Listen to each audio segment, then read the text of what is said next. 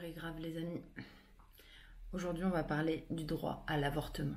Le 24 juin 2022, il y a quelques jours de ça, les États-Unis ont pris un gros tournant, un gros retour en arrière en fait. Pour vous expliquer les choses un petit peu simplement, aux États-Unis, je sais qu'on est en France et vous avez beaucoup à me dire mais tu es française, ça ne te regarde pas. Il faut pas oublier que souvent ce qui se passe dans un gros pays comme les États-Unis ne tarde pas trop à arriver en Europe. Ou en France plus particulièrement, parce qu'il y a déjà des pays en Europe où c'est le cas. En tant que femme, même si ça ne me concerne pas vraiment directement, je ne peux que me sentir concernée, en fait.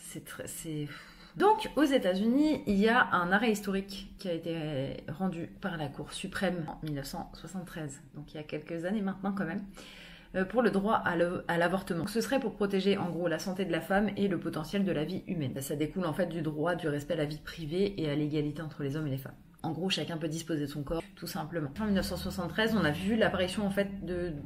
Ça s'est scindé en deux groupes, il y a eu les pro-life et les pro-choice. Les pro-life sont ceux qui, en gros, disent qu'il ne faut pas avorter parce que, à partir du moment de la conception, la vie est là et que c'est un bébé et qu'il ne faut pas le tuer. Et ensuite, on a les pro-choice qui sont en train de défendre le fait que c'est à la femme de choisir, ça se passe dans le corps de la femme et c'est son choix. Les années sont passées, les Américaines ont eu le droit d'aller se faire avorter dans des cliniques. En ayant le droit de le faire, en toute à mes consciences, elles se faisaient quand même jeter la pierre quand elles allaient avorter. En 2021, l'État du Mississippi en fait a demandé à revoir l'arrêté. Donc il y a quelques jours, il a été décidé en gros que tous les États peuvent choisir ou non d'autoriser l'avortement. Interdire l'avortement dans tous les cas, c'est-à-dire que tu aies subi une agression sexuelle, que ton enfant soit mal en point dans ton ventre ou une maladie, une grossesse extra-utérine, eh bien tu ne pourras pas avorter non plus.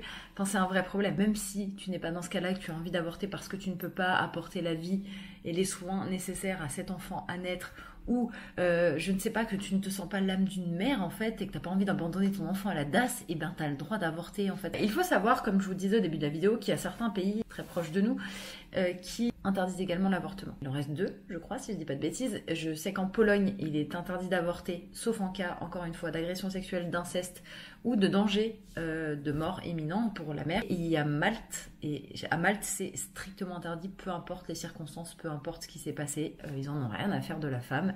Crever parce qu'elle a un enfant dans le ventre, on s'en bat les steaks. Voilà, je trouve ça absolument aberrant. Chacun voit midi à sa porte. Vous mêlez pas ce qui vous regarde pas.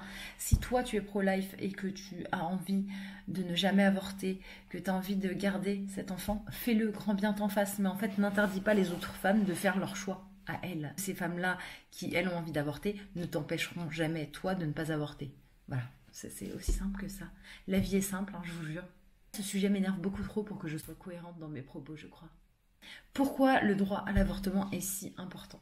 La première chose, c'est que ça relève des droits fondamentaux de l'humain, tout simplement. Il y a un texte qui dit, en gros, les décisions relatives au corps de chacun appartiennent à ce chacun. Et c'est ce qu'on appelle, en fait, plus communément, l'autonomie corporelle. Ça veut dire que ton corps t'appartient. C'est mon corps, c'est mon choix. Tu n'as pas d'utérus, tu n'as rien à dire. Tu as un utérus, mais ce n'est pas le tien qui porte un enfant, eh bien tu te tais tout autant. Je suis une vraie poète. La deuxième chose, c'est que criminaliser l'avortement ne l'empêchera pas. Ça n'a jamais empêché les avortements clandestins. Jamais. Il faut savoir que chaque année, il y a environ, encore aujourd'hui, parce qu'on ne parle pas que des États-Unis ou de l'Europe, les femmes sont obligées d'avorter de façon clandestine. Environ 22 millions d'avortements clandestins par an. C'est énormissime. Énormissime. De ces 22 millions, il y a 45 000 femmes qui meurent de ces avortements clandestins par an. C'est la 3e cause de mortalité maternelle. C'est juste, ça me sidère. Les avortements clandestins, c'est avec des produits chimiques qu'on ingère.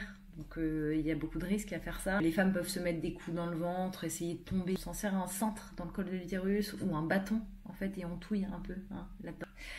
C'est génial. Des concoctions de plantes dans certains pays qui feraient avorter, etc. Les médicaments en grande quantité, enfin tout ce qui est interdit, boire de l'alcool à excès. On peut avoir des avortements qui sont incomplets, on peut ne pas réussir l'avortement finalement.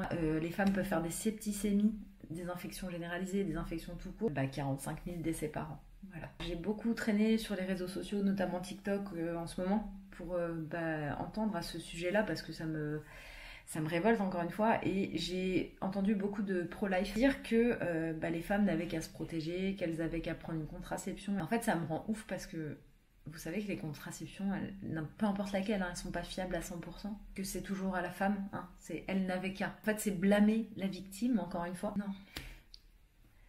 Et aussi, je vois beaucoup de gens qui se disent qu'elles regretteront, que toutes les femmes finissent par regretter d'avoir avorté. Évidemment, c'est un moment dur à passer, même si tu sais au fond de toi que tu ne veux pas cet enfant, que tu ne pourras pas t'en occuper ou autre. Et 95% des femmes ayant avorté répondent que non, elles ne le regrettent pas. Je pense que les 5% qui restent, c'est des femmes qui ont été forcées entre guillemets à avorter parce que le copain, le mari, etc. ne voulaient pas d'enfant à ce moment-là. Pression familiale, une question peut-être de la famille pense que je suis encore vierge et en fait je suis enceinte, etc. Enfin tout plein de trucs. Une chose aussi que je vois souvent, c'est que si on laisse le droit à l'avortement, en fait les femmes en abusent. Un avortement, c'est jamais quelque chose de sympa à vivre, que ce soit psychologiquement ou physiquement.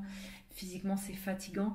Et puis en plus, ça dépend à quel moment, à quel stade de la grossesse tu en es quand tu avortes. Un avortement, ça peut se faire de façon médicamenteuse, où voilà, tu prends 2 médicaments à quelques grosses heures d'intervalle.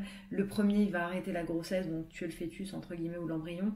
Et le deuxième, il va te permettre d'expulser ça. C'est pas fun, ça fait mal, ça donne envie de vomir, t'as des nausées, t'es pas dans un état cool. Le deuxième, voilà, c'est le faire de façon chirurgicale, entre guillemets, où voilà, tu vas prendre ce médoc qui va arrêter tout ça à l'intérieur, et puis on va venir en gros t'aspirer tout l'intérieur de l'utérus pour être sûr qu'il ne reste rien. C'est pas fun physiquement encore une fois, mais c'est surtout pas fun mentalement non plus. Le fait que tu ne veuilles pas cet enfant ou que tu ne puisses pas t'en occuper, ça veut pas pour autant dire qu'en fait tu te prends pas un coup moralement quand tu fais ce genre de choses, parce que la plupart des femmes qui avortent sont des femmes qui ont envie plus tard d'avoir des enfants quand elles auront les conditions, et c'est difficile de faire ça, et puis ça laisse des séquelles. C'est pas drôle d'avorter, donc en aucun cas je pense que quelqu'un de normalement constitué abusera de l'avortement. Si t'es pas encore abonné et que le contenu te plaît, je t'invite à le faire. Mets-moi un petit pouce bleu, il est pas bleu, mets-moi un petit pouce tout court, ce serait cool. N'hésite pas à partager ou à commenter, ça me ferait grandement plaisir aussi. Et puis je te fais des bisous, je te dis à bientôt. Salut!